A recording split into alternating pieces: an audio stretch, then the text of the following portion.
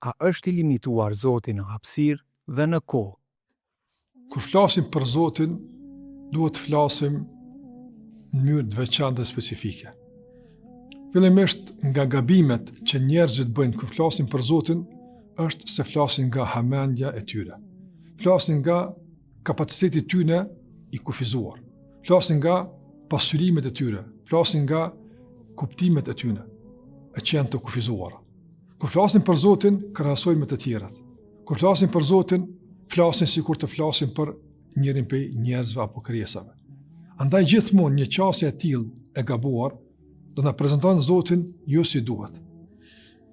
Për këtë arsye Zoti xhallahu në Kur'an ka folë shumë për Zotin, ka folë shumë për veten e tij, që ta njohim Allahun e manduar, nga se nëse e njohim e dojmë, nëse e dojmë e adhurojmë, dhe kjo është e kërkuar. E kërkuar është që ta dojmë Allahun e manduar. Prandaj të nderuar vëllezër dhe motra, Allahu xhallahu kur flet në Kur'an do shumë është më rëndësi me e lexu Kur'anin, që ta njihni Allahun e manduar, që ta njihni kush është Zoti I manduar, lexoni Kur'anin. Nga se është libër I Zotit, është fjalë e Allahut, dhe nuk e njeh Allahun askush si Allahu xhallahu vetën e tij. Nga se nuk kemi pa Allahun, nuk kemi pa të ngjashëm me Allahun xhallahu ala. Prandaj çdo bisedë, çdo diskutim për Allahun e manduar, jashtë asaj që Allah ka thënë për veten e tij, gjithmonë është e gabuar. Për shkak se flas në hamendsi, njegullina dhe me krahasime të tokës që Zoti xhallahu ala është jashtë këtyre ligjeve.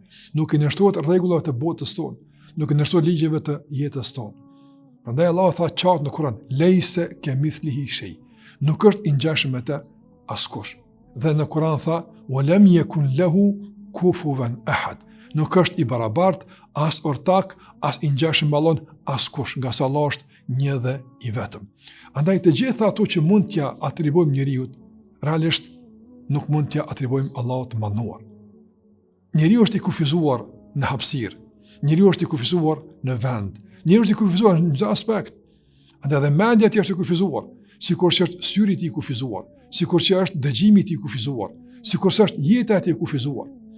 Por ky është njeriu, ndërsa Allah xhallahu ala nuk është I kufizuar. Nga sa të nderuar, duhet pasur standard njëtën tonë qysh e përëm një të vërtet.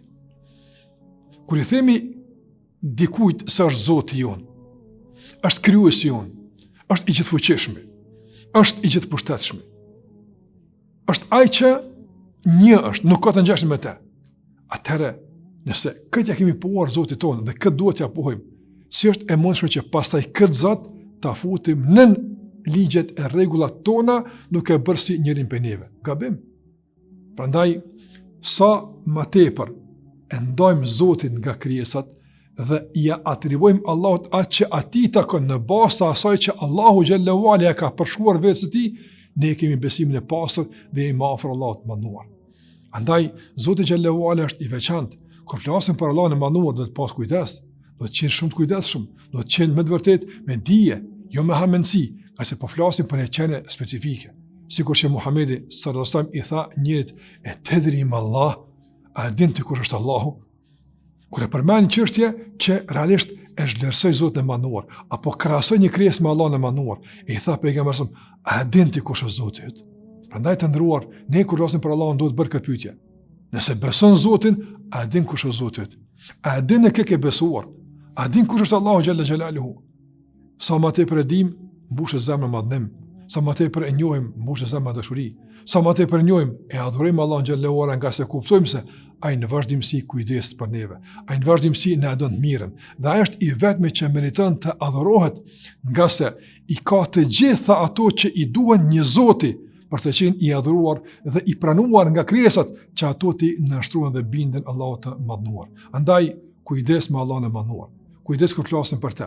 Jo vetëm në kuptim të kufizimit fetar për të folur me të, por në kuptimin e arsyes edhe logjikës, po flasim për Zotin e manduar. Prandaj, nëse e ke pranuar si Zot, kujdes pra në kë ke besuar dhe për kë po flet. Nëse se ke besuar si Zot, atëherë besoje, nga se është absurde dhe pa kuptim ta mosh Allahun e manduar. Është e panatyrshme dhe është dalje nga realiteti, është ndalje nga argumenti, është ndalje nga çdo logjik e pranuar njerëzore mohimi I Allahut të manduar. Megjithatë, ka fakte shumë që flasin për Allahun e manduar. Momenti kur ne Allahun xhallahu ala kupton se jo vetëm që nuk është I kufizuar në hapësirë, në vend, po është pikrisht sikur se tha Allah xhallahu ala, nuk është i ngjashëm me të askush.